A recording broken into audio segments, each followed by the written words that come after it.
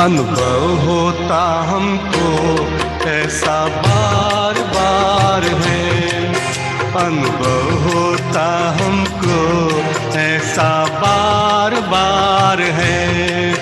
अव्यक्त होते बाबा लगता साकार है, अव्यक्त होते बाबा लगता साकार है।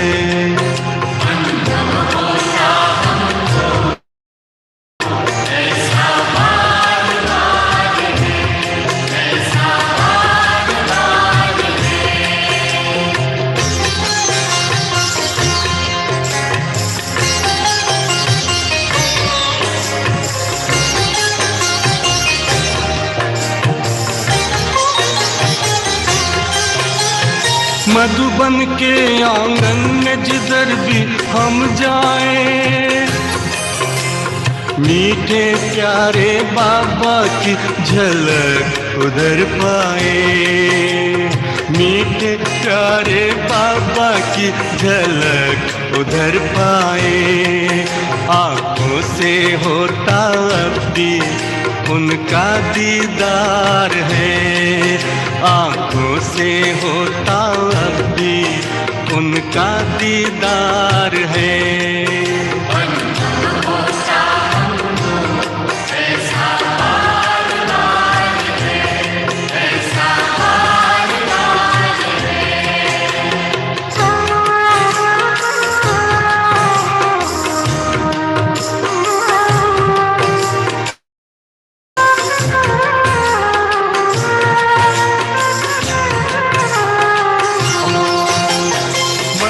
गगन में सूरज बन है वो आए,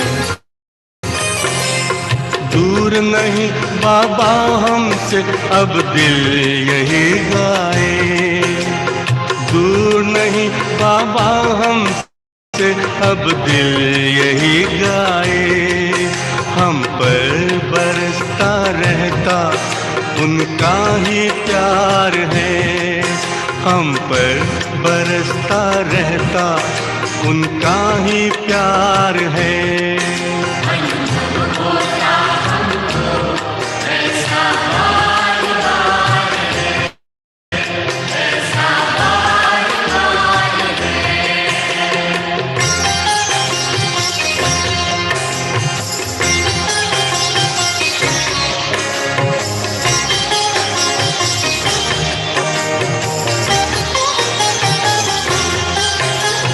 बाबा के वरदानों से हम सुख पाए, उनके अमृत बोलों को हम जग में फैलाए, उनके अमृत बोलों को हम जग में फैलाए।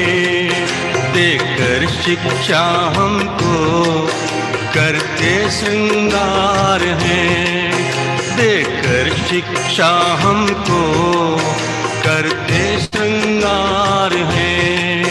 अनुभव होता हमको ऐसा बार बार है, अनुभव होता हमको ऐसा बार बार है। अव्यक्त होते बाबा लगता साकार है, अव्यक्त होते बाबा लगता साकार है। अनुभव होता हमको ऐसा बार बार है, ऐसा बार बार है, ऐसा बार बार है, ऐसा बार बार।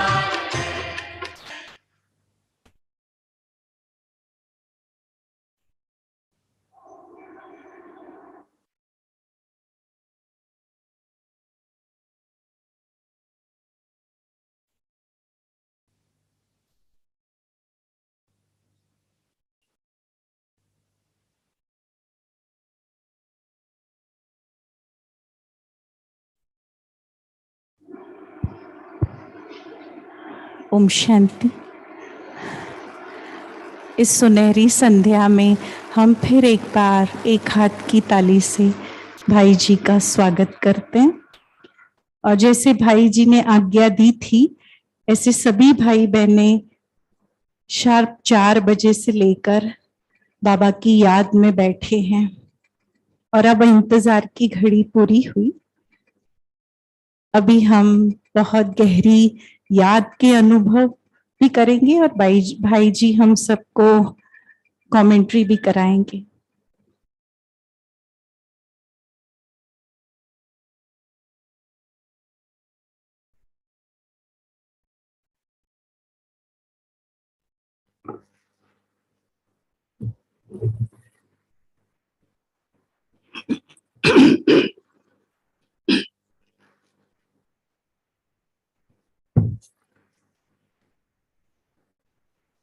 ओम शांति। सभी मीठे बाबा की प्यार भरी यादों में ऐसे अनुभव कर रहे हो कि जैसे अव्यक्त ही साकार में आ गया है। कई बार हम व्यक्त देश में रहने वालों को अव्यक्त देश में जाने में मेहनत लगती है, लेकिन अव्यक्त वतन वाले को अगर व्यक्त में बुला लें तो बहुत सहज वो आ सकते हैं। लेकिन बाबा कहते हैं, बच्चे, इस व्यक्त देश का वातावरण, इस व्यक्त देश में रहने वाली आत्माएं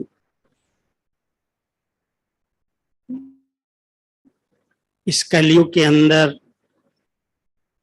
अनेक विकारों से ग्रस्त हैं। इसलिए आप बच्चों को वतन में आकर के मिलन मनाना चाहिए। इस साकार वतन से अव्यक्त वतन, अव्यक्त वतन से मूल वतन। बाबा ने हम सबको बहुत सुंदर ये एक्सरसाइज ड्रिल सिखलाई है। अभी अभी साकार वतन में है, शरीर का आधार लिया, कर्म किया, और अभी अभी साकार तन से अलग एक लाइट की चमकीली ड्रेस में फरिश्ते स्वरूप में स्थित होकर अपने अव्यक्त वतन का अनुभव करते हैं। अव्यक्त वतन का राज, अव्यक्त वतन का ज्ञान केवल इसी समय स्पष्ट होता है। पूरे कल्प में, कोई भी युग में अव्यक्त वतन की नॉलेज नहीं है। न देवताओं को है, न मनुष्यों को है। लेकिन संगम युग इतना कल्याणकारी युग है जब इस सृष्टि मंच पर उस परम ज्योति निराकार शिव बाबा का अवतरण होता है। वो यहाँ आने के लिए एक लाइट का आकारी वतन इमर्ज करते हैं। जो मूल वतन और इस स्थूल वतन के बीच में 3 पुरी, ब्रह्मापुरी, विष्णुपुरी और शंकरपुरी दिखाई है। शिव बाबा निराकार है और इस साकार सृष्टि पर आने के लिए उन्हें भी सूक्ष्म शरीर की पहले जरूरत पड़ती है। इसलिए संगम युग पर बाबा अव्यक्त वतन की रचना करते हैं। अव्यक्त वतन जो हम सब आत्माओं के संपन्नता का, संपूर्णता का रहने का स्थान है।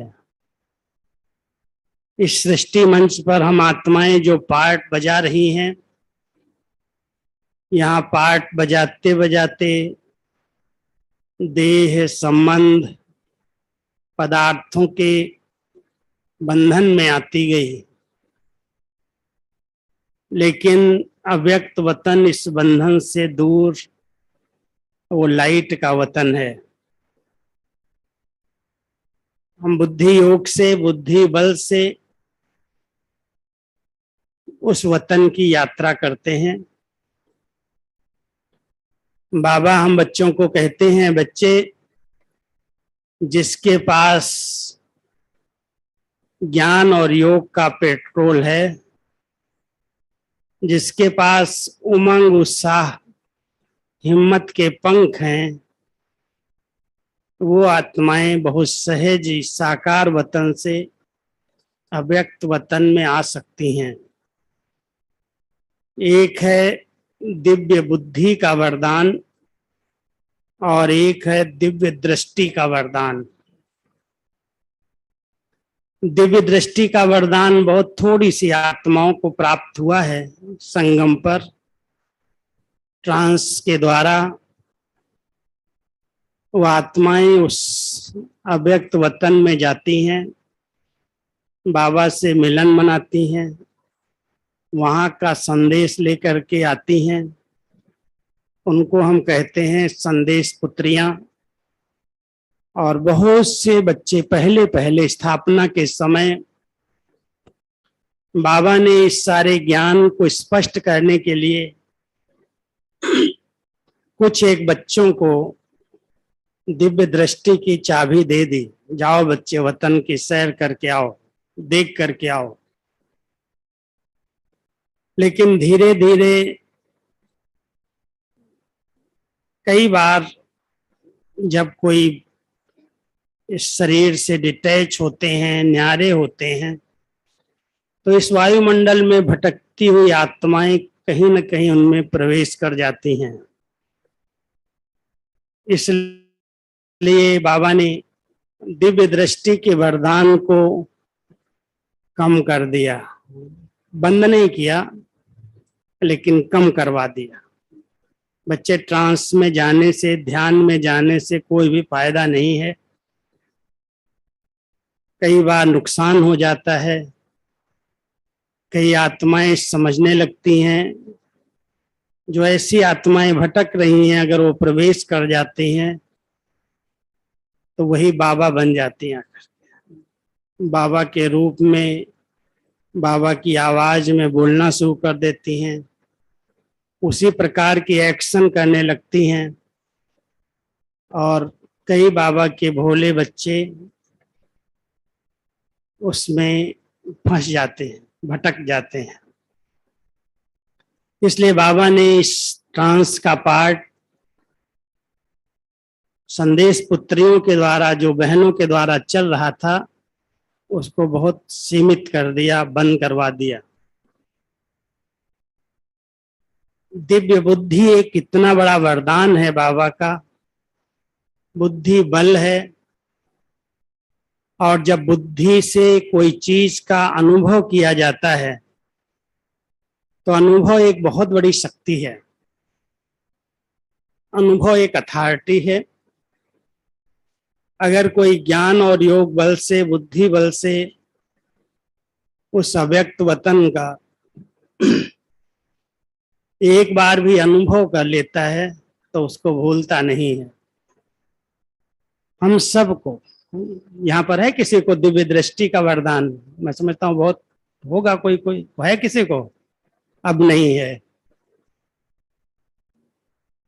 कोई कोई बहनें, कोई कोई भाई भी सूक्ष्म वतन में जाते थे शुरू में। जब हम आए ना ज्ञान में, तो संदेशियों के बहुत पार्ट चलते थे, ट्रांस में चली जाती थी बैठे बैठे,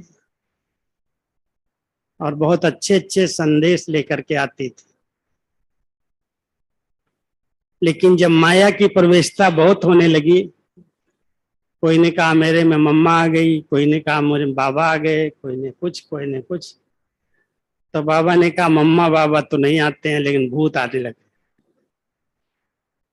इसलिए उस पार्ट को बाबा ने रुकवा करके हम सबको कहा, बच्चे अनुभव के तीसरे नेत्र से आप इस साकार वतन से अव्यक्त वतन और अव्यक्त वतन से मूल वतन की यात्रा करो।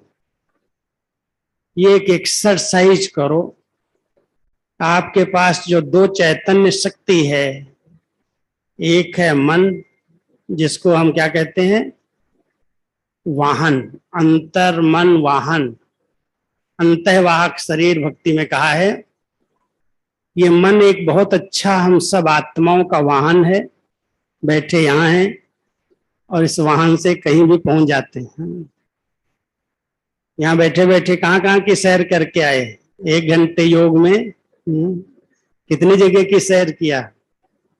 जिनका फुल अटेंशन होगा वो तो मधुबन की सैर करके आए होंगे, मधुबन के चारों धामों की सैर करके आए होंगे, अपने अव्यक्त वतन मूल वतन स्वर्ग की सैर करके आए होंगे। और जरा भी अटेंशन अगर डाइवर्ट हो गया तो कोई अपने लौकिक परिवार में, कोई बिजनेस में, कोई घर में, कोई बच्चों में, कोई कहीं सैर करके आए होंगे।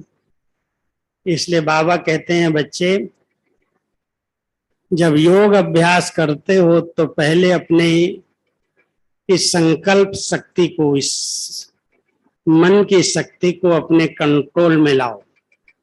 इस वाहन की लगाम रखो अपने हाथ में, नहीं तो बहुत भटकता है। इसको अच्छा विचार दो, अच्छा अच्छा भोजन दो, उसको प्यार करो, मारो नहीं।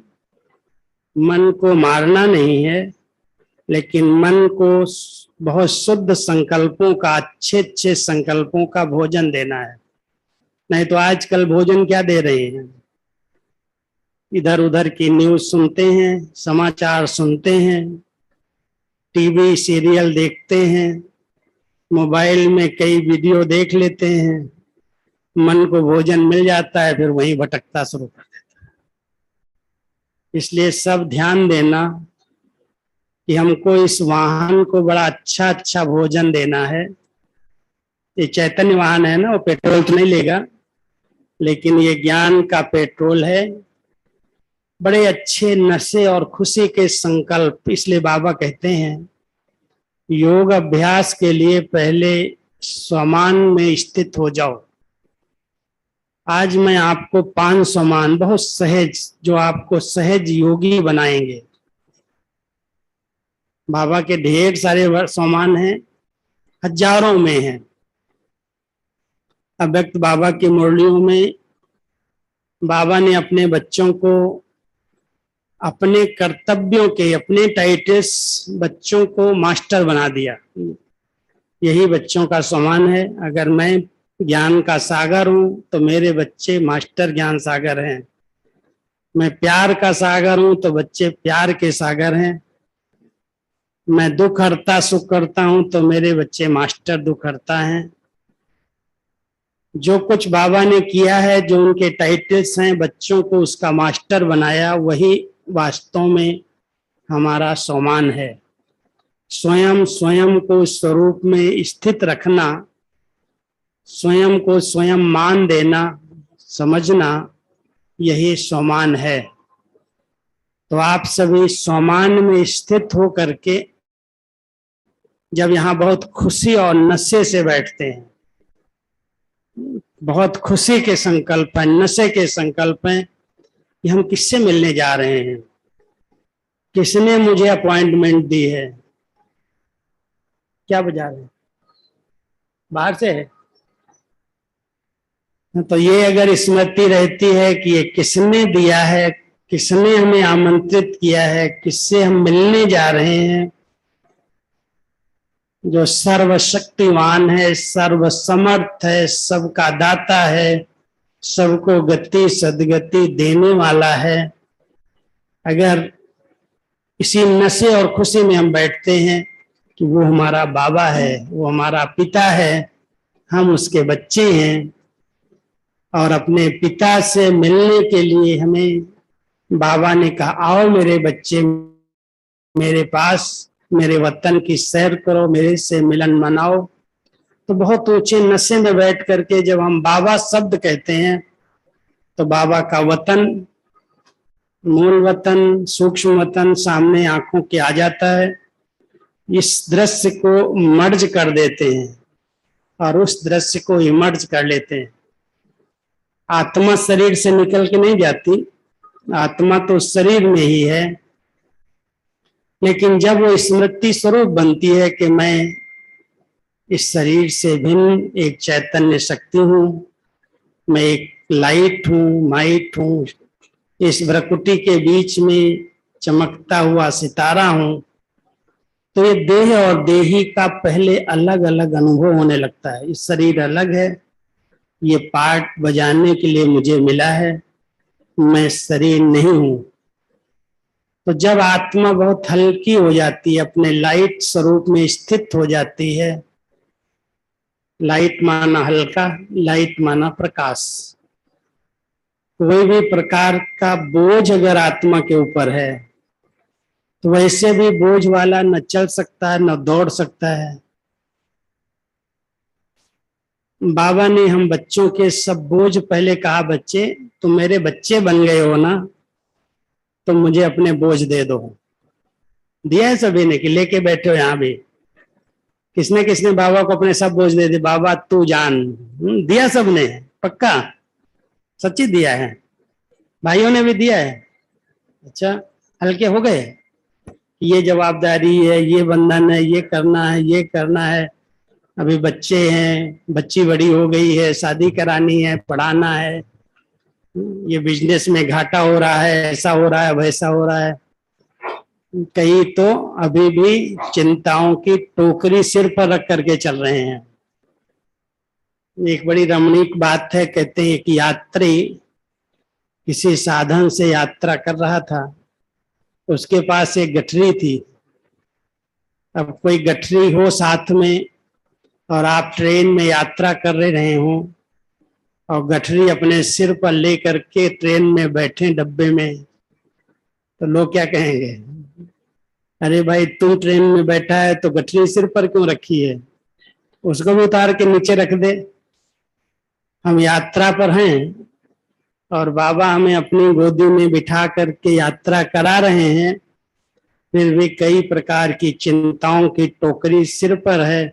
यात्रा भी कर रहे हैं और टोकरी सिर पर रखे हुए हैं। इसलिए क्या करेंगे? बाबा को बड़े प्यार से बोलो, दिल से बोलो, बाबा आप मिल गए, अब ये सब कुछ जवाबदारी तेरी है। अर्पित किया है सबने, जिसने दिल से अर्पित किया है वो हल्का है, कोई बोझ नहीं, कोई प्रकार की चिंता नहीं। क्योंकि संगम युग पर बाबा कहता है, मैं आप बच्चों का सर्वेंट बन करके आता हूं, मैं आप बच्चों को मनुष्य से देवता बनाने की सेवा पर आया हूं, और उसके लिए कहता हूं बच्चे पहले सब बोझ मुझे अर्पित करके हल्के हो जाओ।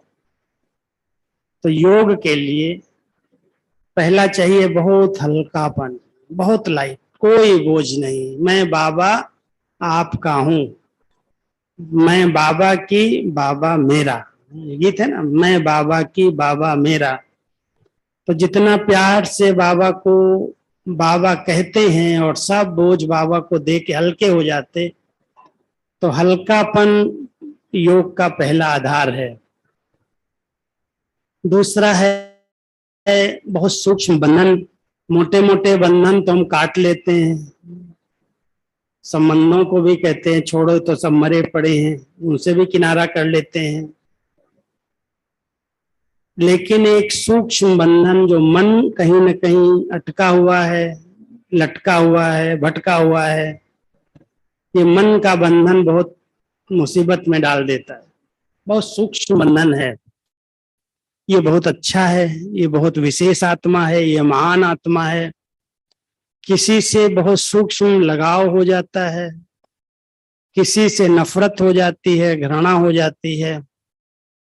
ये बंधन बहुत खींचते हैं अपनी तरफ, किसी से अगर कोई दुश्मनी ले लो, वह विरोध हो जाए, बैठोगे योग में, वही रस्सी खींचेगी अपनी तरफ, वैसा है वैसा है वैसा, उसका ही चिंतन चलेगा। इसलिए बाबा कहता है पहले अपने बंधनों को, बहुत सूक्ष्म बंधनों को चेक करो। कईयों को अपनी विशेषताओं का भी बंधन हो जाता, मेरी भी विशेषता है, मेरे अनुभव हैं। बाबा कहता है ये जो विशेषताएं प्रभु देन है, 3-4 दिन पहले बाबा कह रहे थे अगर कोई प्रभु देन को अपना समझता है तो ये महापाप है। बहुत कड़ा शब्द था, महापाप है। दिया बाबा ने है, उसकी विशेषता को मैं समझ रहा हूं ये मेरी विशेषता है, मेरी बुद्धि प्लानिंग बुद्धि है, मेरी इन्वेंटर बुद्धि है, मैं बहुत अच्छा योगी हूं, मैं बहुत अच्छा सेवाधारी हूं।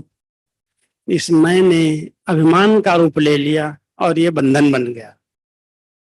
सेवाओं के बिना नहीं रह सकते, विशेषताएं, मुझे तो सेवा चाहिए, मुझे तो अपनी विशेषताओं को यूज करना है, और उसके कारण अगर वो चांस नहीं मिलता है तो खुशी गायब हो जाती।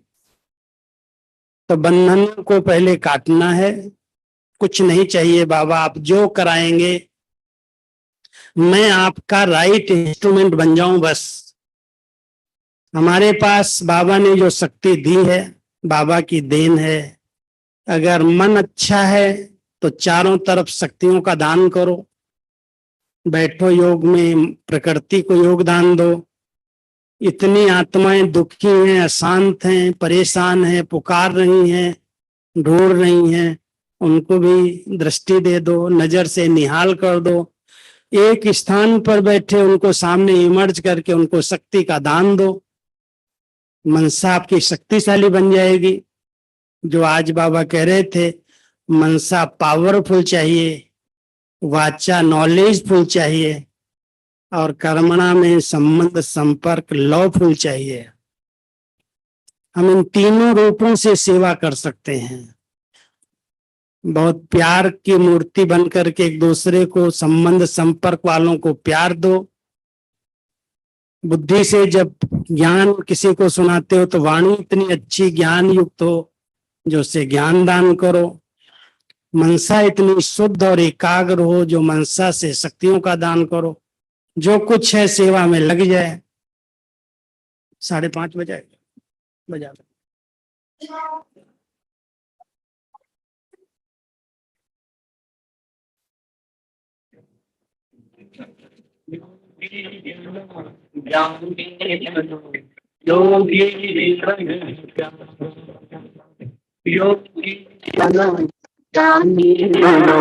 योगी जीवन हजारा काम लोभ मोह वश आज सब मोहता।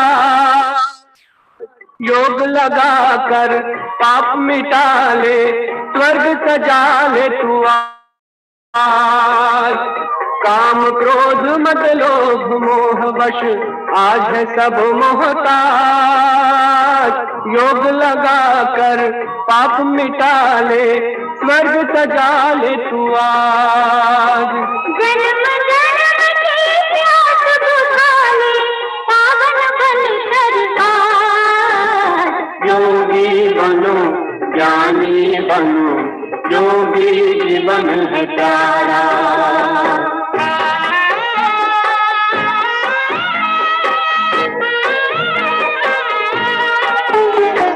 संगम युग में परम पिता शिव कहते हैं राज। तू है एक अविनाशी आत्मा, सुन लो मेरी आवाज। संगम युग में परम पिता शिव कहते हैं राज। तू है एक अविनाशी आत्मा, सुन लो मेरी आवाज। सुख शांति और पावनता से झोले भर लो आज। योगी बनो ज्ञानी बनो, योगी जीवन है प्यारा। परम धाम से आए हैं शिव ब्रह्मा तन आधार।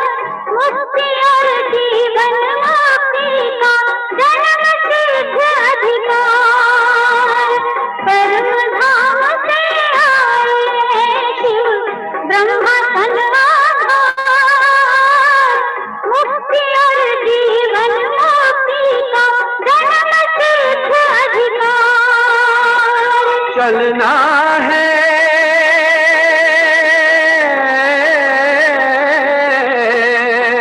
चलना है घर वापस अब तो यही ज्ञान का सार।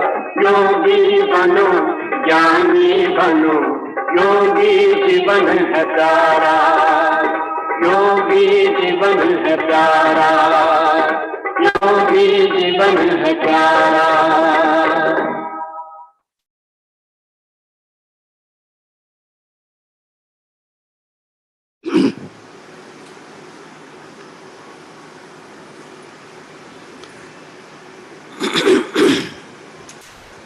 तो सेवाएं करो, लेकिन सेवाएं बंधन में न बांध दे। मेरी सेवा है, मुझे ही करनी है, मैं नहीं करूंगा तो कौन करेगा। इसलिए सब बाबा के बच्चे मैं से पहले मुक्त हो जाओ। कराने वाला बाबा करा रहा है, ये मेरा भाग्य है जो मुझे कोई सेवा का चांस मिल जाए। तो इसलिए कभी सेवा के बंधन में भी नहीं बंधना। कोई विशेषता है तो उस विशेषता के बंधन में नहीं बंधना। विशेषताएं बीज हैं, उनको सेवा में लगा दो। 3 बातें ध्यान रखना सभी, समान बाद में बताता हूं। एक, कोई भी कार्य करते हुए ये स्मृति रहे, बाबा आपने मुझे इस सेवा के निमित्त बनाया है। कोई भी सेवा करो, मना नहीं है। भंडारा संभालो, घर का काम करो, स्कूल का करो, बच्चों का करो, बिजनेस का करो, नौकरी करो, कुछ भी करो। प्रवृत्ति में रह करके भी बाबा ने सबको छुट्टी दी है, सब सेवाएं करो। लेकिन करते हुए भी कर्तापन का भान न रहे कि मैं कर रहा हूं।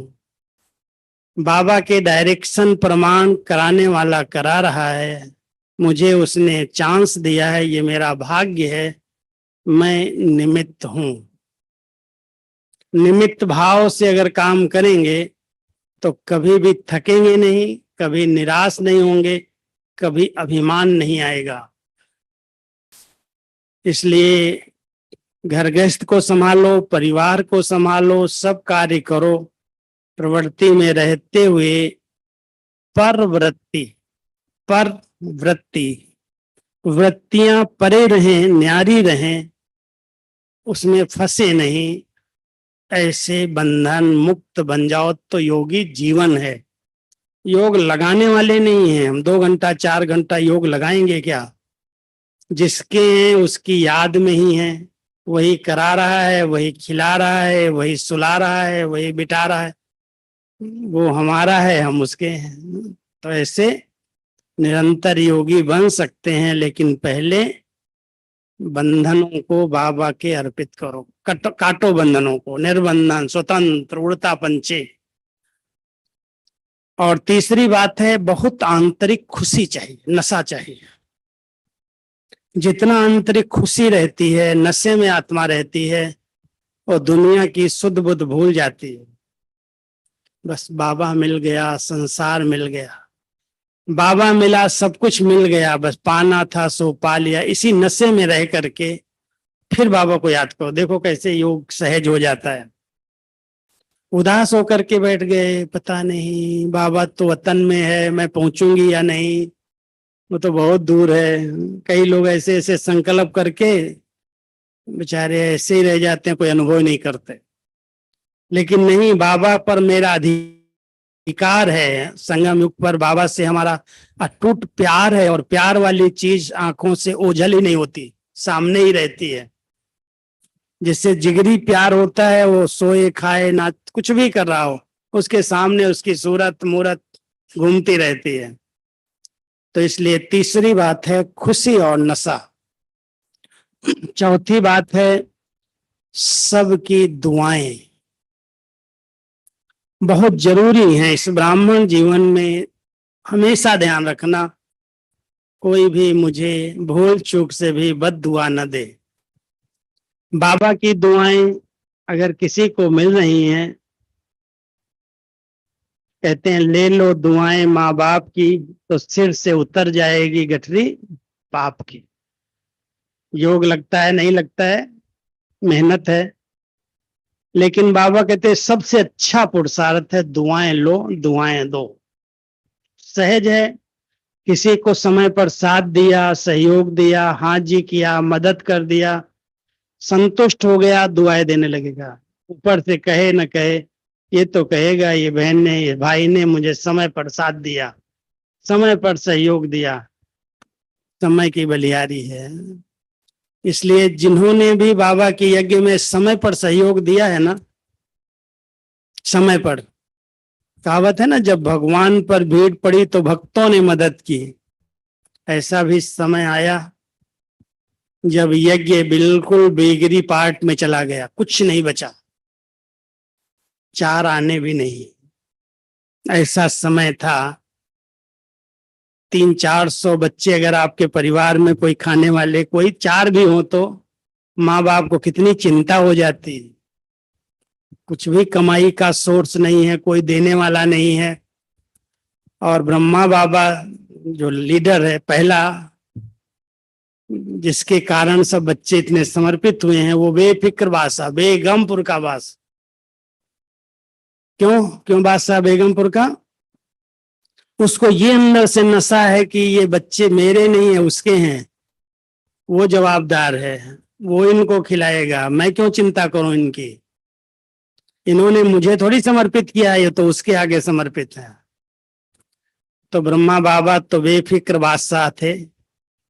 कभी कभी ऐसी वाणी बाबा की चल जाती थी नशे की, तो बच्चे सोचने लगते थे बाबा आपने ये कह दिया अब कैसे होगा। कल एक कहानी में बता रहा था प्रैक्टिकल की, कि एक दिन होली के त्योहार के दिन थे और बाबा ने मुरली चला दी, चलते चलते बोल दिया कि कल बच्चों को जलेबी का भोग लगेगा, मिलेगा, बाबा को जलेबी का भोग लगेगा। अब रोटी का खाने का पता नहीं है, मिलेगी नहीं, और जलेबी का भोग लगेगा। जलेबी के लिए तो बहुत चीजें चाहिए, और खास करके होली के दिनों में जलेबी घेवर कुछ न कुछ बनाते हैं ऐसी चीज। बाबा बोल गए मुरली के अंदर। अब जो भंडारी थी बच्ची बहन, वो बाबा के पास भाग करके आई मुरली के बाद, बाबा आपने आज बोल दिया जलेबी बनेगी। आपको मालूम है भंडारे के अंदर न तेल है, न चीनी है, न मैदा है, कोई भी चीज नहीं है, जलेबी कैसे बनेगी। और बाबा तो बिल्कुल बेफिक्र बादशाह, कहता बच्ची मैंने थोड़ी बोला, मैंने कहा बोला, वो तो ऊपर वाला शिव बाबा बोल के चला गया मेरे द्वारा। अभी अपने को छुड़ा लिया बाबा ने, मैंने नहीं बोला, उसने बोला है ना, वो अपने आप खिलाएगा बच्चों को। लेकिन हम सबका फर्ज क्या है, योग करेंगे हम सब। तो बाबा ने सबको कहा कि आज सब 2 बजे उठेंगे। ये माउंट आबू की बात है। माउंट आबू में जब पहले पहले आए ना, ब्रज कोठी में रहे, भरतपुर राजा की कोठी में, तो 1 साल के अंदर पूरा दिवालिया हो गया, कुछ नहीं बचा। जो कुछ लाए थे खा पी के खत्म हो गया। दवाई नहीं, गर्म कपड़े नहीं, इतनी ठंडी आबू में, बरसातों में, और धीरे धीरे जो लाया था सब बेच बाच करके खा के खत्म कर लिया। कोई मदद करने वाला नहीं। जिन्होंने कहा था हम सहयोग देंगे, वो सब किनारा कर लिया कि अभी देखें कैसे चलती है संस्था। क्योंकि 14 साल तो बाबा ने पिस्ता बादाम खिलाए, जो बाबा की अपनी प्रॉपर्टी थी, जो समर्पित हुए थे, उससे आराम से पले बढ़े। कुछ पता ही नहीं चला क्या हो रहा है, विनाश कैसे पाकिस्तान हिंदुस्तान हो रहा है, झगड़े हो रहे हैं, कोई को कुछ पता नहीं। लेकिन आबू में आते ही जब पेपर शुरू हो गए, और ऐसा पेपर आया जो कुछ नहीं बचा, तो जो कच्चे थे ना, जिनको थोड़ा सा संशय था, उन्होंने तो सोचा अरे अभी बाबा क्या करेगा, चलो हम अभी कमा सकते हैं, अभी तो हम जवान हैं, कोई 30 साल का, कोई 25 साल का। तो सबने सोचा हम जाके बिजनेस करें, हम नौकरी करें, हम कुछ कमाएं। तो बाबा ने कहा बच्चे तुम तो समर्पित हो गए हो भगवान के आगे, तुमने तो वायदा किया है जो खिलाओ, जैसे रखो, जिस हाल में रखो, हम तेरे हैं, तेरे बन के रहेंगे। तो ये संकल्प क्यों आ रहा है? अगर ये संकल्प आता है तो माया तो अजगर है, वो तो मुंह खोल के बैठी है, आप जाओगे खा जाएगी, पकाएगी भी नहीं, कच्चा खा जाएगी। इसलिए बाबा की छुट्टी नहीं है, बाकी जो जाना चाहे जा सकता है। तो उसमें जितने भी ऐसे थे ना थोड़ा थोड़ा कच्चे संशय बुद्धि, वो तो भागने लगे और गए तो शादियां कर लिया, ये किया वो किया।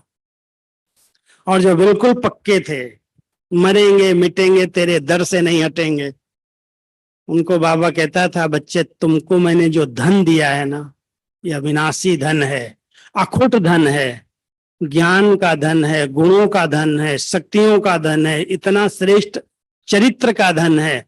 तुम इस धन का दान करो, वो धन अपने आप आ जाएगा। धन दिए धन ना कुट, बांटो इसको, बांटो इसको। निकली बहने निश्चय बुद्धि बन करके। कुछ पता नहीं है। हमारी गुलजार दादी कहती है, बाबा ने कह दिया जाओ बच्ची लखनऊ में जाके सेवा करके आओ। दादी कहती लखनऊ कहाँ है बाबा? और बाबा क्या कहता है, अरे अंधों ने मुल्तान को ढूंढा, तुम लखनऊ को नहीं ढूंढ सकती है? तुमको तो त्रिनेत्री बाबा ने बनाया है। न पैसे का पता है, न कोई चीज का पता है, और जा रही है लखनऊ में, और गवर्नर हाउस में जा रही हूँ भी। सीधी बात, सीधा जाएंगे गवर्नर हाउस में। लेकिन बाबा ने कैसे कैसे सेवाएं कराई, उसका तो बड़ा इतिहास है। तो बाबा ने जब बोल दिया जलेबी खिलाएंगे, तो बहनों ने कहा बाबा कैसे होगा, क्या करोगे? कहा 2 बजे उठ के योग करो बच्चे, बाबा अपने आप करेगा कुछ। तो 2 बजे जब लाइट जली ना, तो सामने एक परिवार रहता था सिंधियों का, और उसकी माता तो भावना वाली थी, छिप छिप करके आ जाती थी क्लास करने।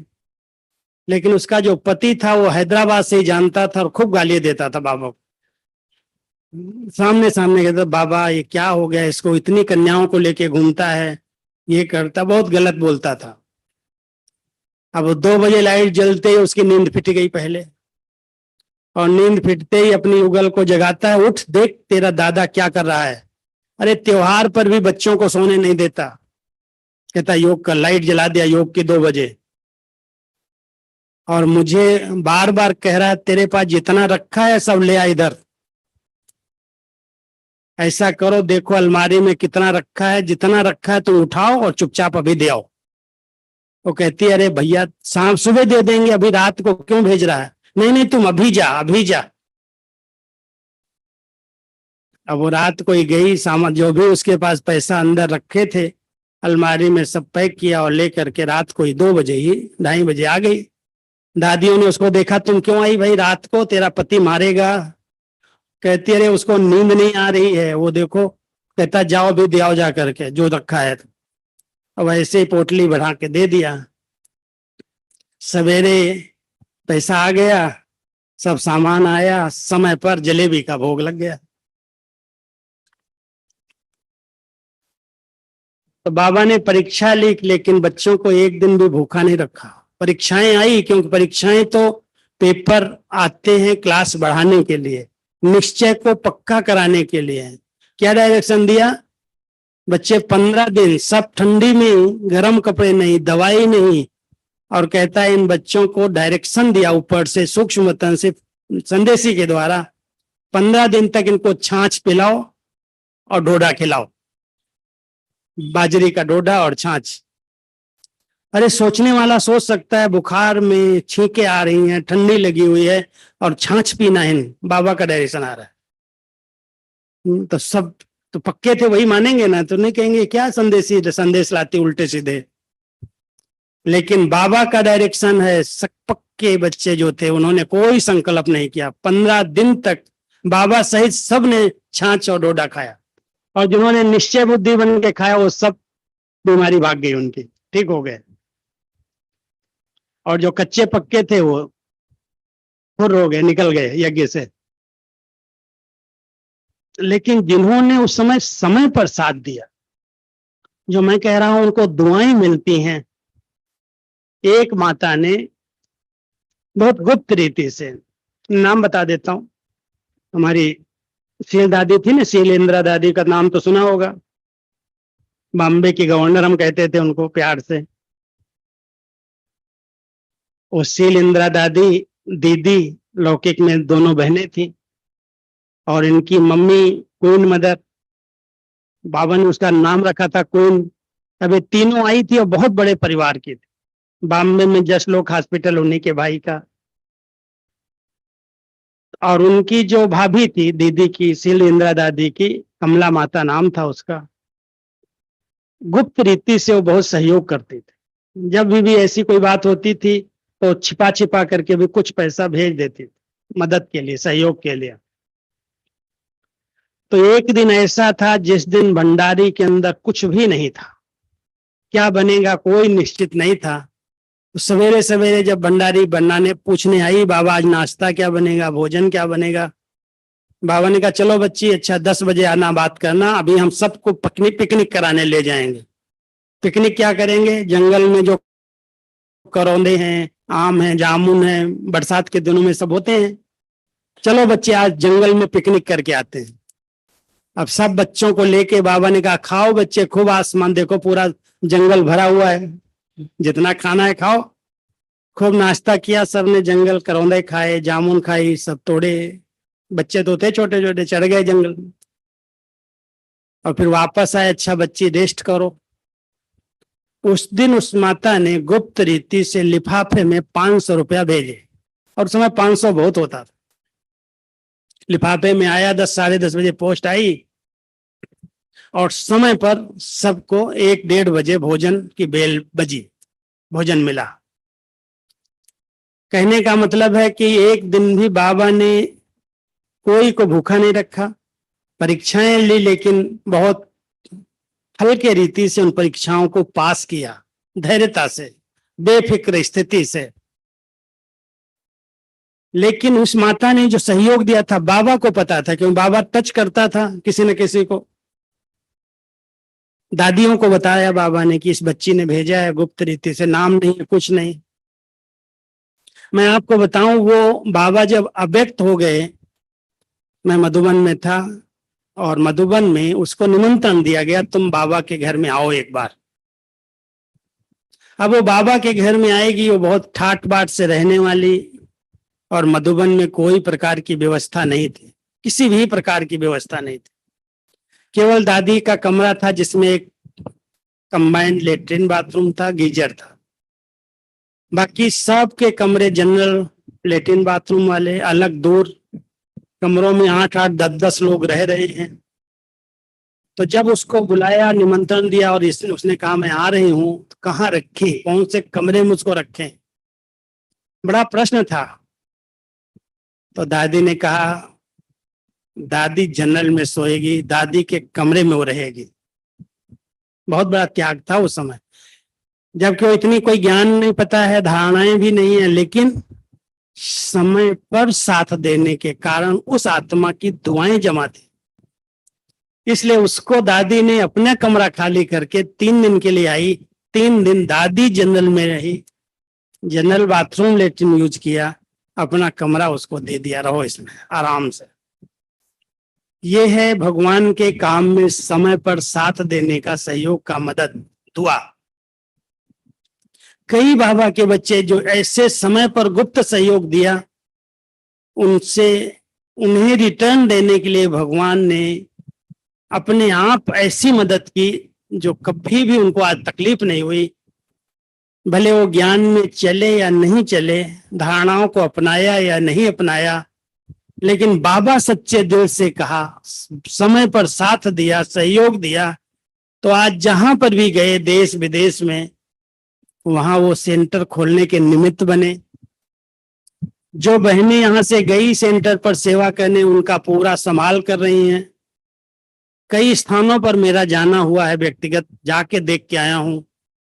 ऐसे ऐसे देशों में जहां पर कोई सुविधा नहीं है, कोई प्रबंध नहीं है, बाबा के बड़े बड़े सेंटर, आलीशान सेंटर बने हुए हैं। और वहां के वही बच्चे जो आदि रतन थे, जो किसी कारण से बाहर चले गए थे बेगरी पार्ट की परीक्षाओं में, वो सब निमित्त बने हुए हैं सेंटर खोलने के, सेवा करने के। बहुत बड़ा राज था। और ऐसे समय पर उन आत्माओं को जो परमात्म दुआएं मिली, समय पर साथ देने के कारण वो आज बहुत मालामाल हैं, संपत्तिवान हैं। तो हम सब भी इस बात का थोड़ा ध्यान दें कि अगर कोई पुण्य कर्म, श्रेष्ठ कर्म किया है, जो आज बाबा ने कहा गुप्त दान से पुण्य बनता है, और पुण्य करने वाली आत्मा को दुआएं मिलती हैं। अगर हम सब दुआएं इकट्ठा करना जाने, दुआओं का हमारे पास ऐसा स्टॉक रहे, योग लगाने में कोई मेहनत नहीं। कई बार आपने अनुभव किया होगा, कुछ नहीं सोच के आए, बाबा के आगे ऐसे बैठ गए, ऐसी खुशी का अनुभव होता है, आनंद का अनुभव होता है, ऐसे लगता है जैसे मैं बाबा के वतन में पहुंच गई। कोई मेहनत नहीं किया, कोई बात का पुरुषार्थ नहीं किया, और बाबा ने वतन में बुला लिया। खुशी होती है, उतना ऐसे लगता है जैसे बहुत कुछ प्राप्ति हो गई। दुआएं, कोई आत्मा अगर दुआएं कमा करके अचानक शरीर छोड़ के अगले शरीर में जाती है, तो उस घर के माहौल को बदल देती। वो अंदर जाते ही, जन्म लेते ही परिवार के अंदर खुशी की लहर आ जाती है। बच्चा वो रोता भी नहीं है नए घर में जाने के बाद, जन्म लेने के बाद सबको हंसाता रहता है। कभी कभी एकदम खुली खुशी में नाचने लगता है, पैर पटकने लगता है। उसको पास्ट जन्म की दुआएं मिल रही हैं। लोग उसको उसी तरह से प्यार कर रहे हैं, याद कर रहे हैं, जो अगले जन्म में वो आत्मा गई और उसका अनुभव कर रही है। तो आप सभी भी इस बात का ध्यान रखना, सहज योगी जीवन, स्वतः निरंतर योगी जीवन के लिए ये 4 स्तंभ हैं। एक है बहुत हल्कापन, डबल लाइट स्थिति, दूसरा है निर्बंधन स्थिति, तीसरा है आंतरिक खुशी, बहुत नशा, और चौथा है दुआएं। अगर ये बातों पर किसी का ध्यान है ब्राह्मण जीवन में, योग लगाने में मेहनत नहीं लगेगी। अब दूसरी बात जो मैं कह रहा था कि जब बाबा की याद में हम बैठते हैं तो 5 सम्मान बहुत अच्छे हैं, और उनको अगर थोड़ा सा ध्यान पर रख करके हम अटेंशन रखें। एक बाबा कहता है, बच्चे तुम मेरी मस्तक मणि हो। यहां से शुरू करो, इसी के अंदर आत्मा मणि है इस शरीर के अंदर। जैसे सांप की मणि प्रसिद्ध है, मणि वाले सांप होते हैं, ऐसे इस शरीर के अंदर मैं एक चमकती हुई मणि, मस्तक मणि हूं, और बाबा के मस्तक पर भी मैं चमक रही हूं। बाबा की याद की, उनकी स्मृति में मैं जैसे समाई हुई हूं। तो मस्तक मणि सम्मान बहुत ऊंचा सम्मान है। आंख खुलते ही अगर ये स्मृति आ जाए कि बाबा मैं आपके मस्तक की मणि, मैं इस मस्तक पर चमक रही हूं, तो क्या होगा? इस देहभान से न्यारे हो जाओगे। मस्तक मणि का सम्मान याद आते ही आप अपने आत्मिक स्वरूप में स्थित हो जाओगे। तो पहली स्मृति रखना, मस्तक के अंदर मैं इस सिंहासन पर विराजमान मस्तक मणि हूं। दूसरा बाबा कहता है, बच्चे याद करो मैं आपके नैनों का नूर हूं। इस नूरे जहान, जहान का नूर, नूरे रतन हूं। आत्मा नूर है। नूर क्या है? जैसे इस आंखों के बीच में जो पुतली है, पुतली के अंदर बहुत छोटा सा डॉट है, अगर उसके ऊपर थोड़ी सी मैल आ जाती क्या होता है? कहते हैं इसका ऑपरेशन कराओ, मोती आ गया। तो आप सभी इस बात को अंडरलाइन करना कि मैं बाबा के मस्तक की मणि, मैं बाबा के नैनों की ज्योति, नूरे रतन हूं। भगवान के नैनों में बसने वाली मैं नूरे रतन हूं। मेरे नैनों में बाबा बसता है और मैं बाबा के नैनों में बसता हूं। तीसरा सम्मान है, मैं बाबा आपके दिल तख्त की मालिक हूं। मैं दिल तख्त नसीन आत्मा हूं। बैठ जाओ बाबा के दिल में। दिल में तो वही रहता है जो बहुत प्यारा होता है। माताएं कहते हैं ना, मेरा बेटा मेरे दिल में रहता है। दिल में रहना, दिल में स्थान देना। तो बाबा भी कहता है, मैं बच्चों का दिल वाला हूं, मैं बच्चों के दिल में रहता हूं। लेकिन वो दिल बड़ी साफ है, स्वच्छ है, पवित्र है, तब तो रहेगा करके। तो आप सभी ये सम्मान भी स्मृति में रखना बाबा का मैं सपूत बच्चा हूँ, आज्ञाकारी बच्चा हूँ, दिल तख्त का मालिक हूँ। इस स्मृति से योग लग जाएगा। चौथा समान है, बाबा मैं आपकी राइट हैंड भुजा हूं। जो अच्छा काम होता है कहाँ से होता है? लेफ्ट से नहीं करते। दान करना हो, पूजा पाठ करनी हो, कुछ भी खिलाना पिलाना हो, कोई मजबूत हार्ड वर्क हो, कोई लेफ्ट हैंड वाले होते हैं, न अधिकतर राइट हैंड ही काम में आता है। हम सब भगवान की राइट हैंड भुजाएं हैं। हर श्रेष्ठ काम में बाबा आप मुझे यूज करो, मैं आपकी मजबूत भुजा हूं। इसलिए बाबा को कहते सहस्त्र भुजाओं वाला। तो इतनी सारी बाबा की भुजाएं हैं और राइट हैंड भुजाएं हैं। हर शुद्ध श्रेष्ठ कार्य के लिए हम सब निमित्त हैं। तो इस सम्मान को स्मृति में रह करके जो ऐसी जवाबदारी का काम बाबा का दिखाई दे, बड़ा काम, सदा ऑफर करो, बाबा मैं हाजिर हूं, मैं आपका राइट हैंड बच्चा हूं।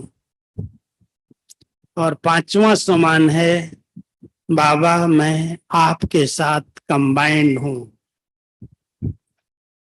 बाबा आप मेरे से जुदा नहीं, आपसे मैं जुदा नहीं।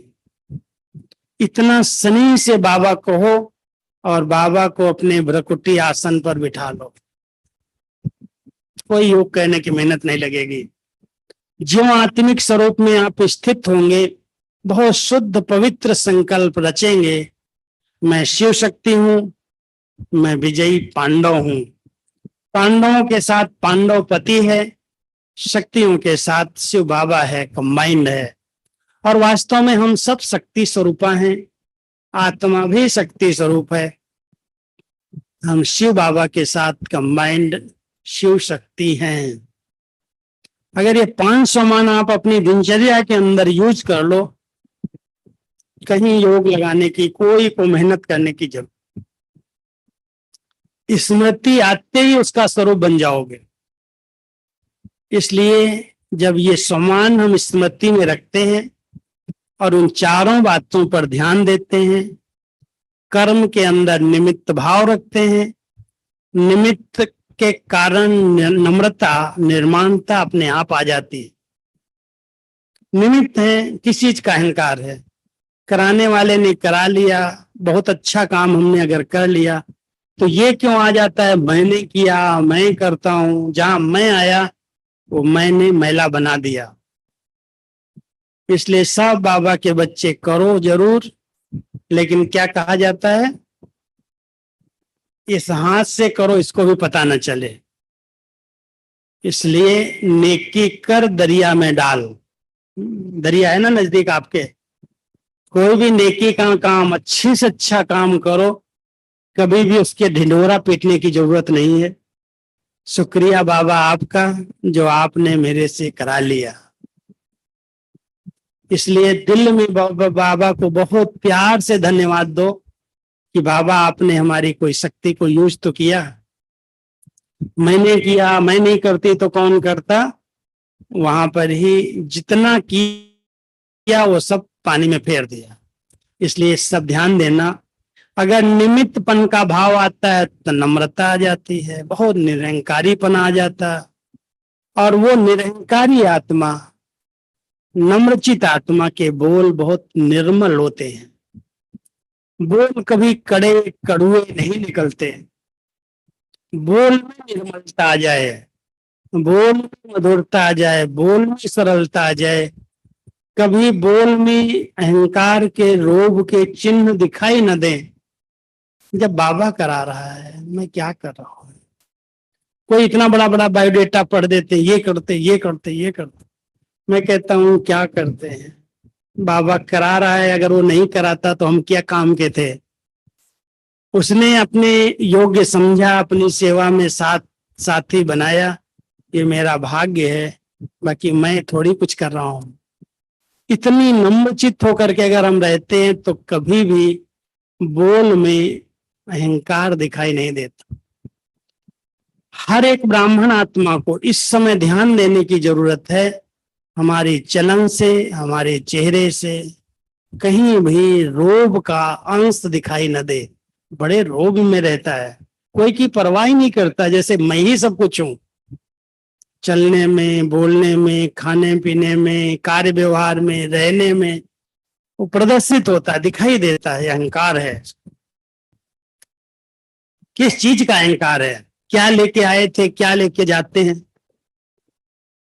अगर हमने कुछ पुण्य कमाए हैं, सुख दिया है, सुख लिया है, अच्छे संस्कार बनाए हैं, तो वही हमारे साथ जाते हैं। इसलिए सब बाबा के बच्चों को अपनी वाणी पर बहुत ध्यान देना है। कि जबान है ना, दो काम करती है, ध्यान देना। आज अगर किसी के घर में झगड़े होते हैं, प्रवृत्ति में अगर चूल्हे अलग अलग हो जाते हैं, तो मैं जहां तक नोट किया है उसका एक ही कारण है, चुप रहना नहीं जानते, जबान पर कंट्रोल नहीं रहता। ज्ञानी हैं, योगी हैं, समझदार हैं, लेकिन कुछ न कुछ कटाक्ष के बोल बोल दिया, अपमान वाले शब्द निकाले, किसी की सम्मान को गिरा देना, ये भी बहुत बड़ा पाप है। इसलिए ध्यान देना, हमारी वाणी में जितनी सरलता, मधुरता, संतुष्टता आती जाएगी, उतना परिवार सुखी रहेगा, दिखाई देगा इसके जीवन में ज्ञान है। तो हम सब बाबा के योगी बच्चे हैं, योग लगाने वाले नहीं, योगी जीवन वाले हैं। और बाबा इस समय चाहता है कि मेरा एक एक बच्चा मेरे को प्रत्यक्ष करने वाला दर्पण बन जाए, देखे इसे और ये न दिखाई दे इसके द्वारा बाबा दिखाई। वो तभी हो सकता है जब बाबा के प्यार में हम समाना सीख लें। हर पल बाबा बाबा बाबा का अनहद नाद अंदर से गूंजे। बाबा आपने क्या बना दिया, कहाँ था, किस कीचड़ में पड़ा हुआ था, कितना बाबा आपने साफ किया, स्वच्छ किया, इतने विशेषताएं भर दी, इतना ज्ञान दे दिया, इतना गुणवान चरित्रवान बना दिया। बाबा दिल से आपका सुख, दिल से सुख।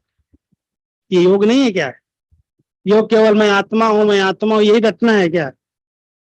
कई लोग ऐसा योग करते हैं जो जैसे देख करके लोग डर जाएं, आंख ऊपर जा रही है, चेहरा टेढ़ा हो रहा है, पता नहीं कहाँ योगी है, कैसा योगी है। अरे बाबा को प्यार करो, बाबा से बातें करो, मीठी मीठी रूह यान करो। योग की 4 स्टेज जी बताते हैं ना। योग के लिए पहले अच्छे अच्छे चिंतन में रहो, सकारात्मक विचार करो। मैं आत्मा हूँ, ये सब आत्माएं हैं, खेल खेलने के लिए आई हैं, ये अपना अपना पार्ट प्ले कर रही हैं। ये नाटकशाला है, एक का पार्ट दूसरे से नहीं मिलता। कितना वंडरफुल पार्ट बजा रहे हैं सब, और अपना अपना बहुत एक्यूरेट पार्ट बजा रहे हैं। राम ने कितना अच्छा पार्ट बजाया, लेकिन उससे भी अच्छा रावण ने पार्ट बजाया। सीता जी का कैसे हरण किया, कैसा डायलॉग किया। जब रामानंद सागर की रामायण चली तो उसके बाद एक्टर्स को प्राइज दी गई, और सबसे बड़ी प्राइज तो रावण के पार्ट वाले को मिली। अब कलयुग में रावण का पार्ट देख करके कोई ऐसा करने लगता है, ये ऐसा क्यों करता है, इसको ऐसे नहीं करना चाहिए, इसको सजा होनी चाहिए, इसको ये होनी चाहिए। बाबा कहता है, अरे हद के नाटक को देखते हो और ये बेहद के नाटक को देखो कैसे चल रहा है। नाटक चला है ना। अगर कोई रावण नहीं होगा, आपको परेशान नहीं करेगा, तो आपका मजा आएगा पार्ट में, योग लगेगा नहीं। इसलिए बाबा कहता है जितना बंधन है ना, जितना कोई दुख देने वाला है ना, भगवान की याद ज्यादा आती है। बांधेलियों को बहुत प्यार करता है बाबा। इनको जितना अच्छा योग लगता है ना, जो निर्बंधन उतना योग नहीं करते। इसलिए बंधन है, बंधन है, बंधन है, क्या करूं नहीं। बाबा आपने जो भी पार्ट दिया है बहुत अच्छा दिया है, अच्छा दिया है, बहुत अच्छा है। ठीक है, तो ऐसे बहुत अच्छी स्थिति बनाओ। जो पार्ट हैं ड्रामा के पार्ट को साक्षी होकर के देखो, और बड़े अच्छे खुशी के संकल्प इमर्ज करो। अरे बहुत अच्छा पार्ट बजा, ये गाली कितना अच्छी दे रहा है,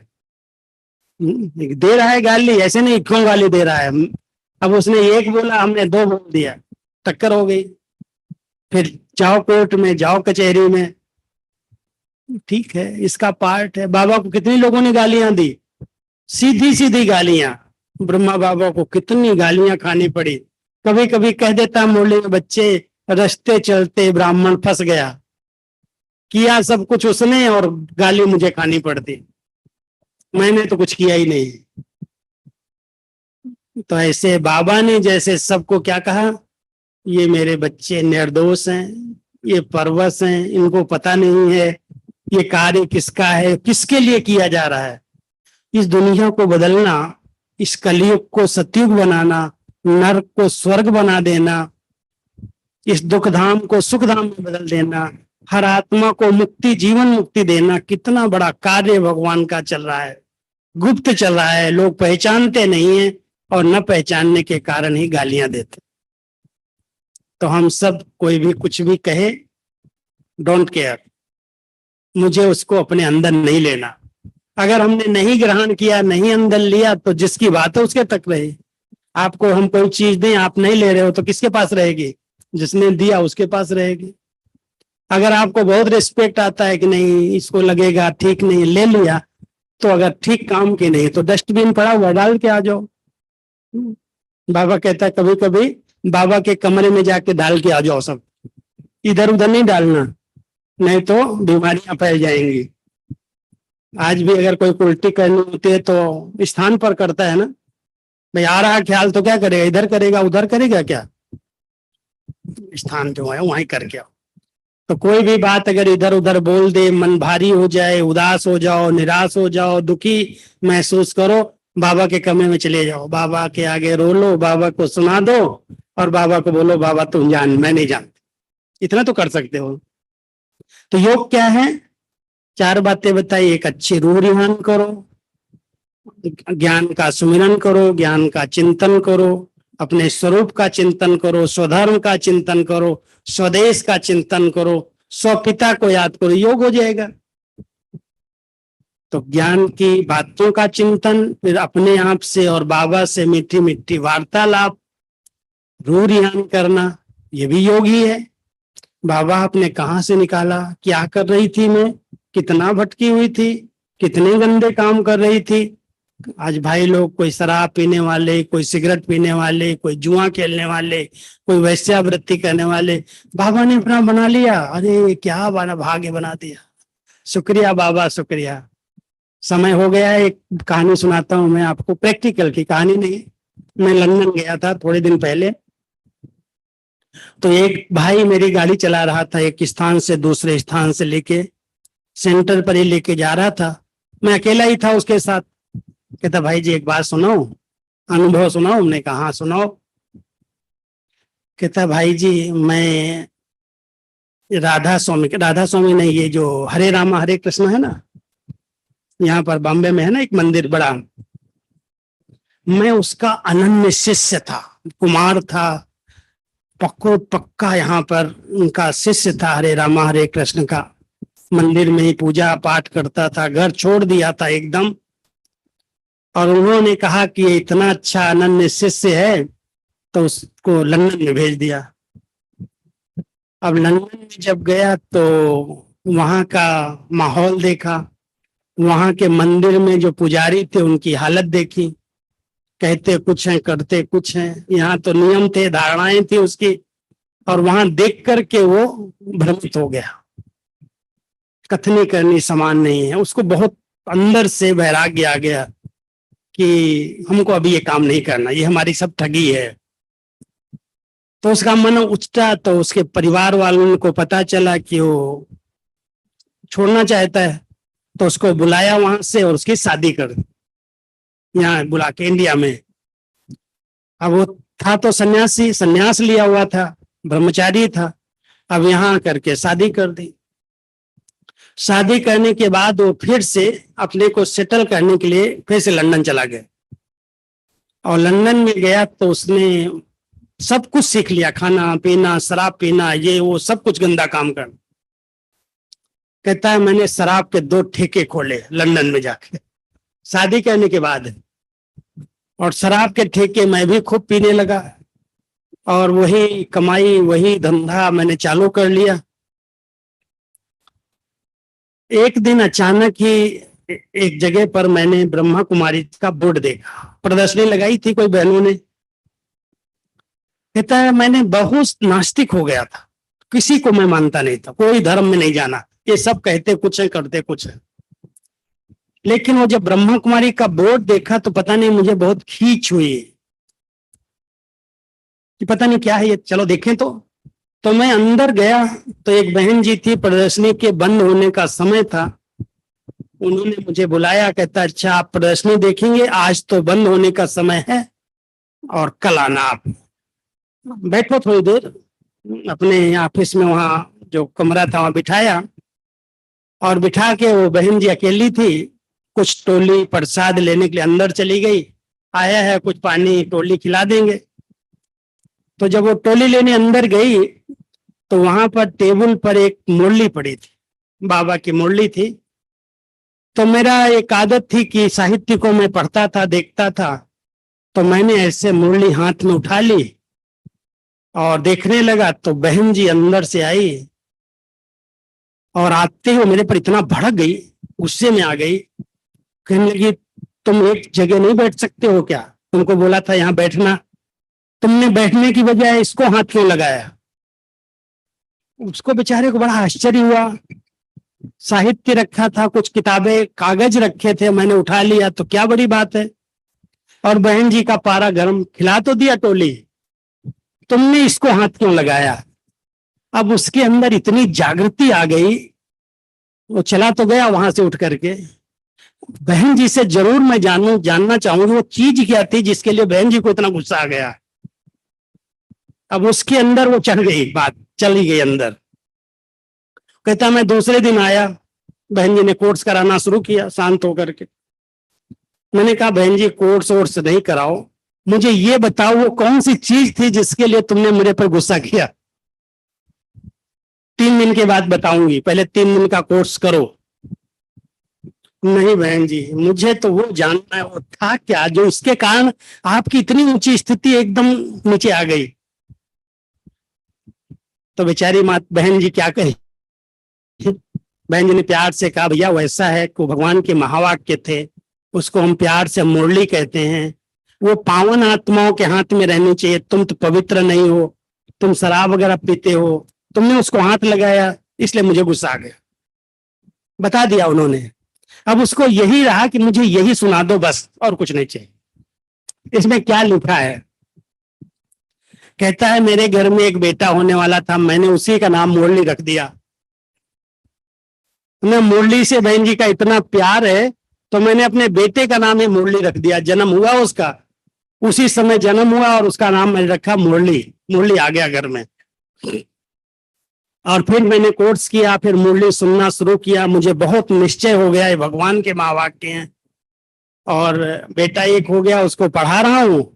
हमारी युगल को ज्ञान दिया, वो भी ज्ञान में चली, वो सेंटर की सेवा करती है। और ठेके जो हमने लिए थे सब किराए पर दे दिए हैं दुकानों को, उसका पैसा आता है, हम तीनों आराम से रहते हैं, खाते पीते हैं। और जो मधुबन से कहीं से वीआईपी आता है उसको मैं गाड़ी चला करके सेवा करता हूँ। हम सब सरेंडर हो गए। अभी बाबा मुझे मिल गया, उधर से भटका इधर से आ गया। इतना नशे से खुशी से उसने अनुभव सुनाया और इतना प्यार से बाबा मुझे मिल गया, मेरी जिंदगी सुधार दी। क्या बना दिया था माया ने, रावण ने, और क्या मैं बन गया। इतना प्यार में डूब गया। ये क्या है, योग नहीं है क्या? बाबा ने क्या से क्या बना दिया। रूह रियान कर रहा था, दिल से बात कर रहा था। तो बाबा से बातें करो, ये भी रूह रियान भी योग है। और तीसरा है योग में एकदम डबल लाइट, फरिश्ता बन जाओ, हल्के एकदम उड़ रहे हैं जैसे। लाइट की ड्रेस है, आत्मा लाइट है, उसके चारों ओर एक लाइट का आभा मंडल है। मैं उस आभा मंडल से उस फरिश्तों की दुनिया में जा रहा हूँ और बाबा के समीप बैठा हूँ। उनकी शक्तियां आ रही हैं, वही सकाश बाबा से मिल रही है और सारे विश्व में जा रही है। फरिश्ता स्थिति बन जाएगी।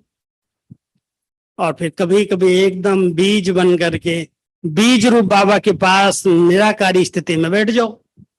जैसा बाबा ऐसा मैं, बीज बन करके परमधाम घर का अनुभव कर लो। तो योग की भिन्न भिन्न स्टेजेज हैं, गुणों की भिन्न भिन्न स्टेजेज हैं। वैरायटी और नवीनता जो सवेरे कह रहा था, अगर ऐसे योग करेंगे ना तो बड़े मजे आएंगे, बहुत अच्छा लगेगा, कभी सुस्ती नहीं आएगी, ऐसे लगेगा ये योगी जीवन है। तो चलो अभी हम 20 मिनट तो योग करें, टाइम पूरा हो रहा है। थोड़ी आवाज है, कोई हर्जा नहीं, म्यूजिक का काम करेगी। आप सब बाबा के पंछी, आत्मा रूपी पंछी, इस साकार वतन से अव्यक्त वतन और मूल वतन, तीनों वतन की सैर करके आएंगे।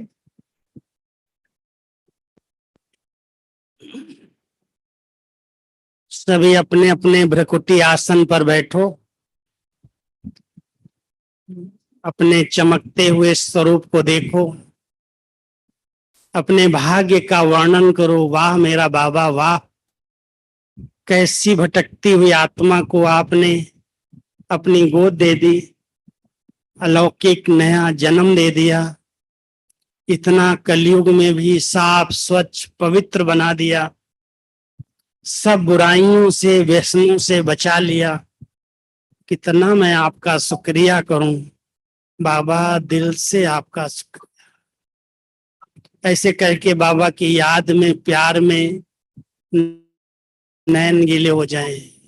ऐसी सुंदर जीवन, कहाँ लोग भटक रहे हैं, क्या खा रहे हैं, कैसे रह रहे हैं, क्या कर रहे हैं, और आपने अपनी शीतल गोद में, अपनी छाया के अंदर हमें इस दुनिया की विकारी सृष्टि से निकाल कर निर्विकारी बना दिया। तो ऐसे बाबा के गुण गाओ, साकारी याद का अनुभव करो, उसी खुशी और नशे में बैठ करके आकारी वतन में, फरिश्तों की दुनिया में बाबा के समीप अनुभव करो। फरिश्ते बन करके पूरे विश्व को, ग्लोब को लाइट दो, और निराकारी वतन में बाबा के साथ बैठ करके उनकी सकाश का, उनके गुणों का, उनकी शक्तियों का अनुभव करो। तो अभी हम सब पहले बाबा से मीठी मीठी रूह रिहान करेंगे, 5-5 मिनट का योग करके खूब भरपूर होकर के जाए। तो साकारी, आकारी और निराकारी, ये दिल है।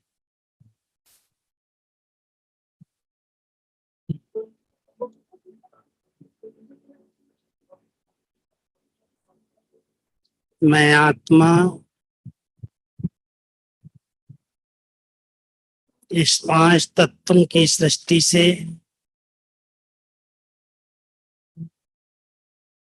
इन 5 तत्वों के शरीर में विराजमान एक चैतन्य शक्ति हूँ।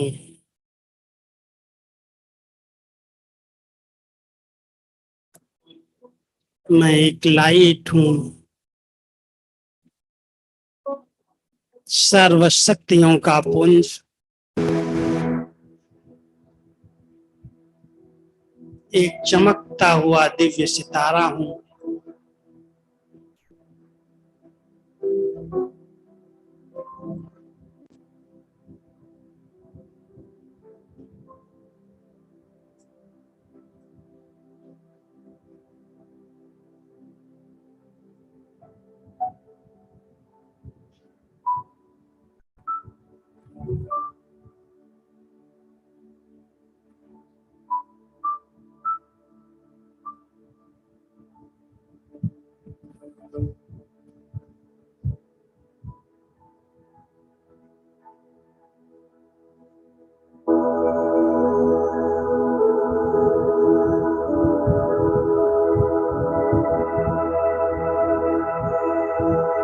परम ज्योति,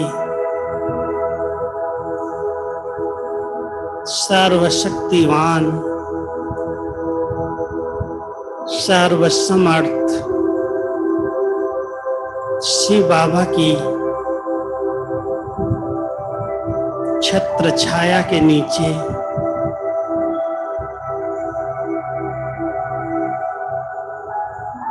मैं कितनी सुरक्षित,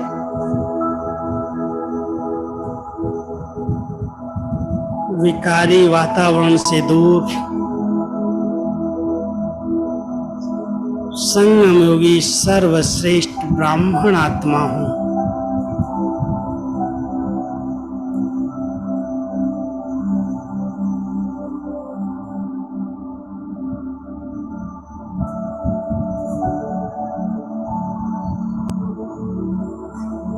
अपने पवित्र स्वरूप में स्थित होकर अपने चारों ओर एक लाइट का सुंदर शरीर है, उसका अनुभव करो।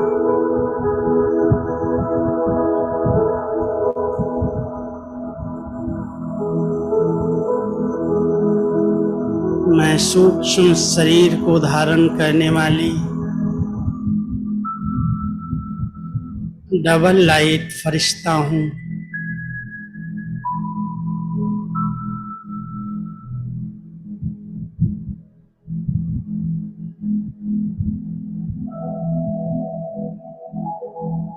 अपने फरिश्ते स्वरूप से उस लाइट के वतन में, अव्यक्त वतन में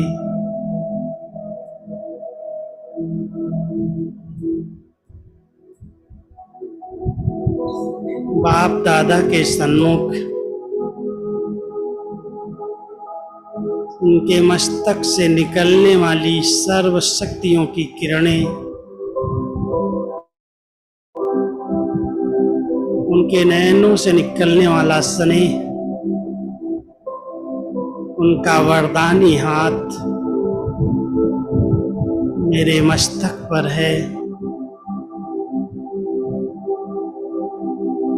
मैं बहुत पवित्र शुद्ध डबल लाइट फरिश्ता हूँ।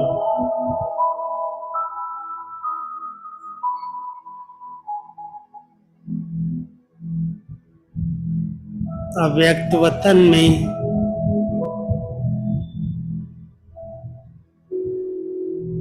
अव्यक्त फरिश्ते स्वरूप से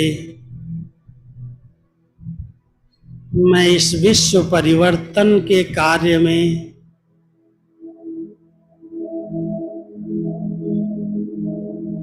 परमात्मा सहयोगी बनकर पूरे ग्लोब को सर्च लाइट दे रहा हूँ। बाबा की पवित्र किरणें मुझ फरिश्ते द्वारा इस ग्लोब को पावन बना रही है।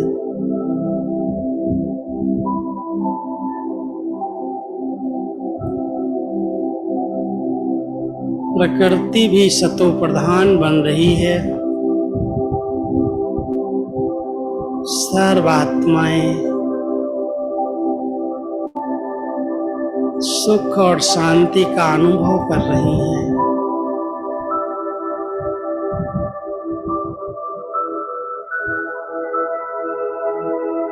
चारों ओर एक लाइट की किरणें, पवित्र किरणें मेरे मस्तक से निकलती हुई सर्व को पावन बना रही है।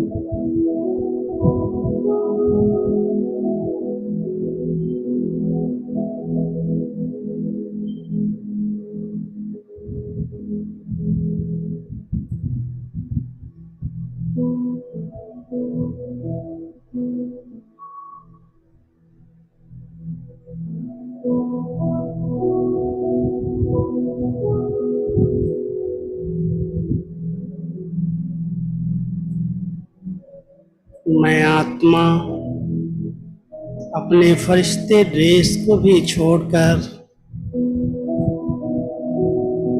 अपने निराकारी वतन में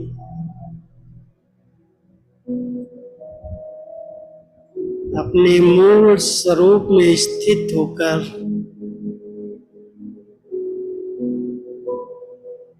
ज्ञान सूर्य बाबा की किरणों के समीप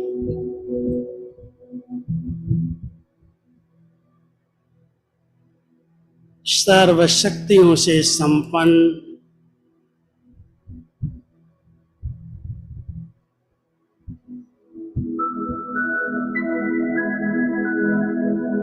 मैं बीज हूँ।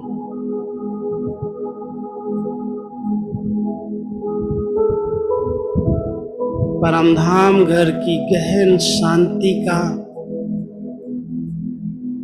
पवित्रता का अनुभव करो।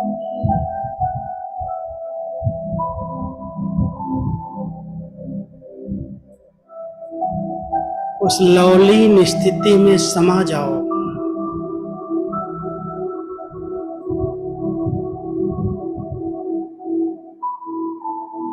उस ज्योति के सागर में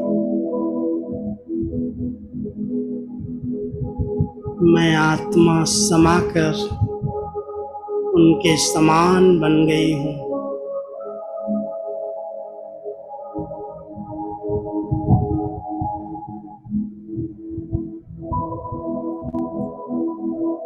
परमधाम घर की असीम शांति का,